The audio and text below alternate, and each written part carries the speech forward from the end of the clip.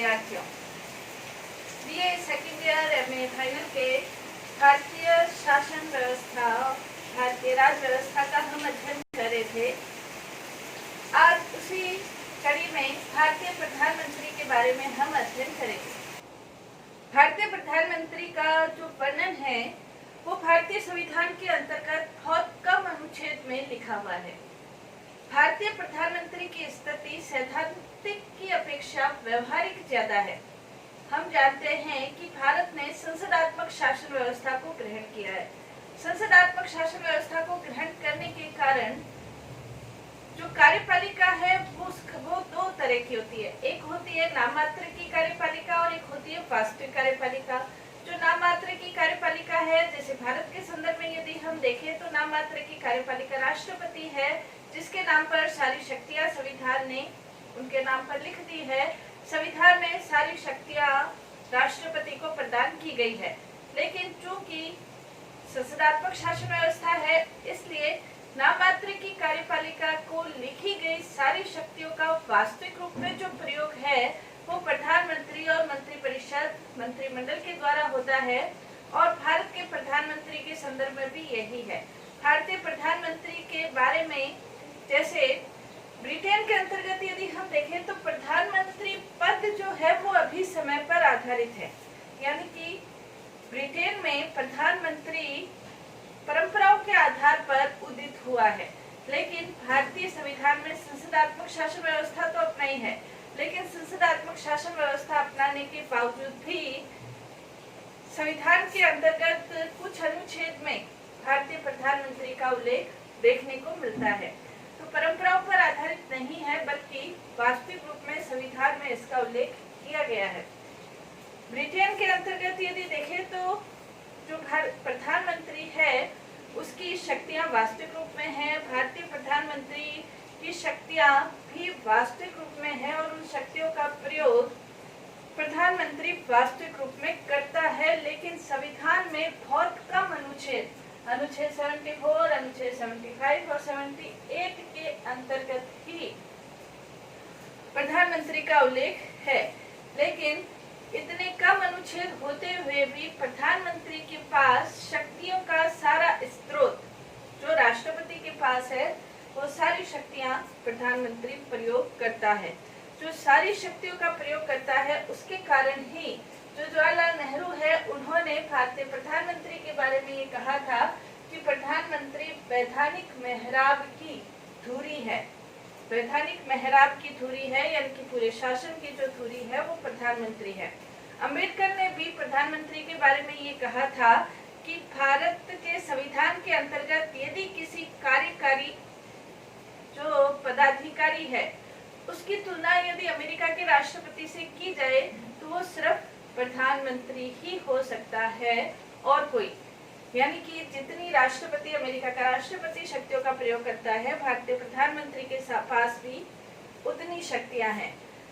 Britain के प्रधानमंत्री के लिए जो शब्द कहे गए थे, जैसे लॉर्ड मार्ले है, उन्होंने ब्रिटेन के प्रधानमंत्री के बारे में ये कहा था कि ये समकक्षों में प्रथम है।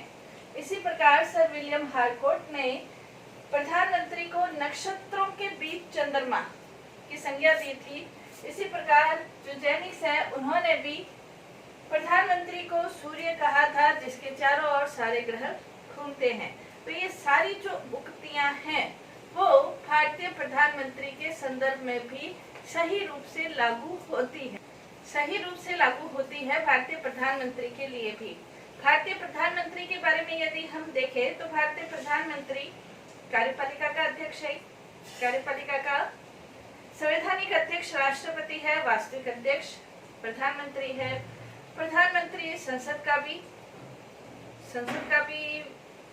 के अंतर्गत जो लोकसभा है उसके बहुमत दल का नेता है, अपने दल का नेता है, सर्वोच्च नेता है। अपने दल का मुख्यमंत्रियों के साथ भी यदि उसके संबंध अच्छे हैं तो राज्यों के मुख्यमंत्री अपनी शक्ति का प्रयोग कर सकते हैं। और यदि मुख्यमंत्रियों के साथ प्रधानमंत्री की कोई अनबन की स्थिति है, यानी कि राज्य सरकारों के संदर्भ में भी प्रधानमंत्री अपनी महत्वपूर्ण स्थिति रखता है। चुनाव यदि होते हैं तो वो भी प्रधानमंत्री के नाम पर ही चुनाव लड़े जाते हैं। तो प्रधानमंत्री देश में दल राज्यों में, चुनाव में सब महत्वपूर्ण स्थिति रखता है, लेकिन इतनी महत्वपूर्ण स्थिति प्रधानमंत्री की होते हुए भी संविधान में मात्र 3 अनुच्छेद है। जैसे अनुच्छेद 74 के अंतर्गत ये कहा गया है प्रधानमंत्री के बारे में कि राष्ट्रपति को उसके कार्यों के संपादन में सहायता और परामर्श देने के लिए एक मंत्री परिषद होगी जिसका प्रधान प्रधानमंत्री होगा।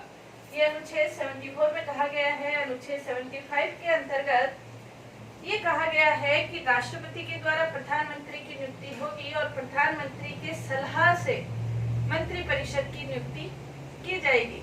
प्रधानमंत्री की सलाह से मंत्री परिषद की नियुक्ति की जाएगी अनुच्छेद 75 के अंतर्गत। इसी प्रकार अनुच्छेद 78 के अंतर्गत प्रधानमंत्री के राष्ट्रपति के प्रति 3 कर्तव्य निर्धारित किए गए हैं।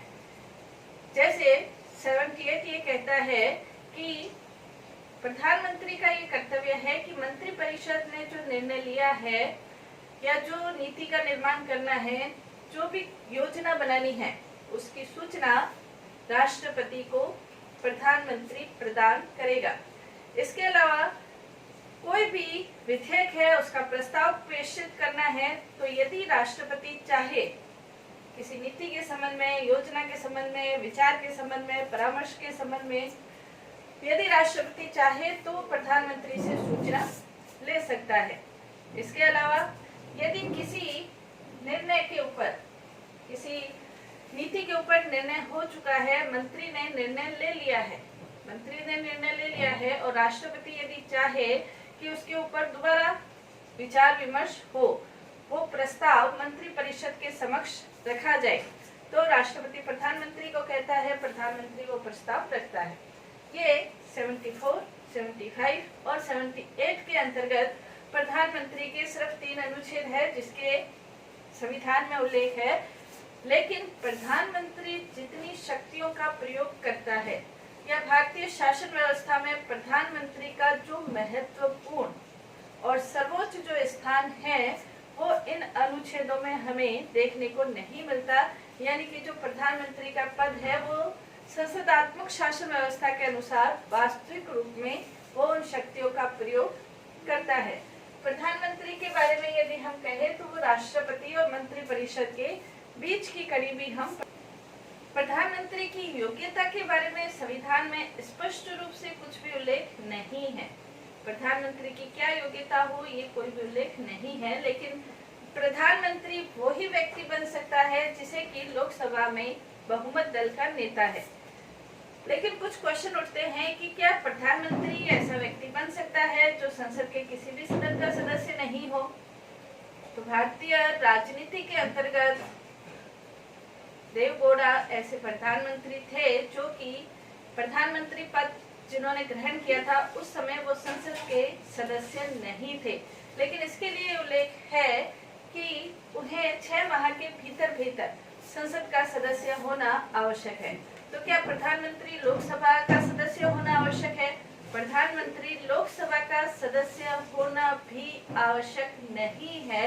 राज्यसभा के सदस्य भी प्रधानमंत्री पद पर आरूढ़ हुए हैं। जैसे मनमोहन सिंह, गुजराल, ये राज्यसभा के सदस्य थे जब वो प्रधानमंत्री बने थे। तो कहने का तात्पर्य योग्यताओं का स्पष्ट रूप से उल्लेख संविधान के अंतर्गत नहीं मिलता है। सिर्फ अनुच्छेद 75 ये कहता है कि प्रधानमंत्री की नियुक्ति राष्ट्रपति करेगा और उसकी सलाह से अन्य मंत्रियों की नियुक्ति करेगा, लेकिन प्रधानमंत्री के लिए आवश्यक है कि वो लोकसभा में बहुमत दल का नेता होना चाहिए। यदि नहीं है तो 6 माह के भीतर उसे लोकसभा या संसद का सदस्य बनना अनिवार्य है, और यदि वो संसद का सदस्य 6 माह के भीतर नहीं बन पाता है तो प्रधानमंत्री पद खत्म हो जाता है। तो संविधान के अंतर्गत प्रधानमंत्री के बारे में जो उल्लेख है वो बहुत कम है, लेकिन वास्तविक रूप में जो शक्तियां प्रधानमंत्री प्रयोग करता है वो व्यवहारिक रूप से उन शक्तियों का प्रयोग होता है। इसके अंतर्गत यदि हम देखें तो प्रधानमंत्री के और मंत्री परिषद के बीच प्रधानमंत्री की शक्तियों के बारे में यदि हम अध्ययन करें या प्रधानमंत्री की भूमिका क्या भूमिका रहती है उसके बारे में यदि अध्ययन करें, वैसे संविधान के अंतर्गत कोई उल्लेख नहीं है, संविधान में तो सारी शक्तियां राष्ट्रपति के पास है, लेकिन वास्तविक रूप में प्रधानमंत्री मंत्री परिषद के संबंध में क्या भूमिका निभाता है या मंत्री परिषद के और प्रधानमंत्री के बीच किस प्रकार के संबंध है, तो उसके बारे में यदि हम अध्ययन करें तो प्रधानमंत्री को, जैसे अम्बेडकर ने ये कहा है कि प्रधानमंत्री मंत्री परिषद के वृत्तखंड की मुख्य आधारशिला प्रधानमंत्री है। सरकार का संचालन मंत्री परिषद और प्रधानमंत्री के द्वारा होता है। मंत्री परिषद के निर्माण के अंतर्गत, उसके संचालन के अंतर्गत, उसके संहार के अंतर्गत प्रधानमंत्री की महत्वपूर्ण भूमिका होती है। मंत्री परिषद के अंतर्गत किन व्यक्तियों को मंत्री पद पर नियुक्त करना है, किन व्यक्तियों को कौन से विभाग प्रदान करने हैं और जो मंत्री है उनको कब तक अपने पद पर रहना है, इस सब में महत्वपूर्ण भूमिका प्रधानमंत्री की ही रहती है।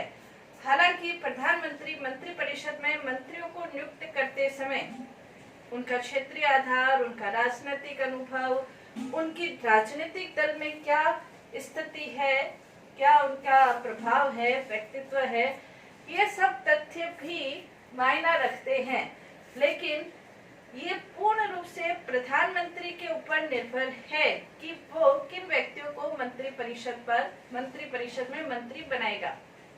अगर प्रधानमंत्री चाहे तो ऐसे व्यक्ति को भी मंत्री परिषद में मंत्री नियुक्त कर सकता है जिसका राजनीतिक अनुभव बहुत कम हो, जिसे बहुत कम व्यक्ति जानते हो, ऐसे व्यक्तियों को भी महत्वपूर्ण पद दे सकता है। ये पूर्ण रूप से प्रधानमंत्री की इच्छा के ऊपर निर्भर है। यानी कि मंत्री परिषद के अंतर्गत मंत्रियों की नियुक्ति करने में, उसके विभागों का बंटवारा करने में और विभागों में परिवर्तन करने में भी प्रधानमंत्री की महत्वपूर्ण भूमिका रहती है। हालांकि संविधान के अंतर्गत राष्ट्रपति को ये शक्ति प्रदान की गई है कि प्रधानमंत्री की सलाह से मंत्री परिषद की नियुक्ति करेगा, लेकिन राष्ट्रपति उन्हीं प्रस्ताव के ऊपर हस्ताक्षर करता है जो कि प्रधानमंत्री के द्वारा राष्ट्रपति को भेजे जाते हैं। हालांकि कुछ ऐसे मंत्रियों के उदाहरण हम देख सकते हैं कि जब व्यक्ति ने अमुक पद प्राप्त करने के लिए कहा हो और प्रधानमंत्री ने इनकार नहीं कर सका हो, लेकिन फिर भी मंत्री परिषद की नियुक्ति, उसके संचालन, उसके निर्माण में महत्वपूर्ण भूमिका निभाता है। इसके अलावा मंत्री परिषद की जो अध्यक्षता है वो भी प्रधानमंत्री के द्वारा होती है। मंत्री परिषद के अंतर्गत कौन से निर्णयों के ऊपर विचार विमर्श होगा, ये इसके संदर्भ में प्रधानमंत्री की महत्वपूर्ण भूमिका होती है। हालांकि प्रधानमंत्री के पास वित्त विभाग, गृह विभाग, विदेश विभाग हो भी सकते हैं और नहीं भी हो सकते हैं। अगर ये विभाग नहीं भी है तो इन विभागों से संबंधित, यानी कि विदेश विभाग से संबंधित, वित्त विभाग से संबंधित, गृह विभाग से संबंधित जो भी नीतियों का निर्माण इन विभागों के द्वारा हो रहा है, उसमें भी प्रधानमंत्री की महत्वपूर्ण भूमिका रहती है। क्योंकि प्रधानमंत्री सर्वोच्च पद संवैधानिक दृष्टि से नहीं है, तो भी पूरे शासन का संचालन प्रधानमंत्री के द्वारा ही होता है। इसलिए मंत्री परिषद के अंतर्गत भी इसकी महत्वपूर्ण भूमिका रहती है। इसके अलावा जो प्रधानमंत्री है वो राष्ट्रपति और मंत्री परिषद के बीच की जो कड़ी है वो प्रधानमंत्री कह सकते हैं। राष्ट्रपति को कोई सूचना प्राप्त करनी है मंत्री परिषद से तो वो प्रधानमंत्री के माध्यम से करता है, और मंत्री परिषद की जो जानकारी है, क्या निर्णय हुए हैं, क्या नीति बन रही है, क्या है, इस सब की सूचना राष्ट्रपति भी प्रधानमंत्री के माध्यम से प्राप्त करता है।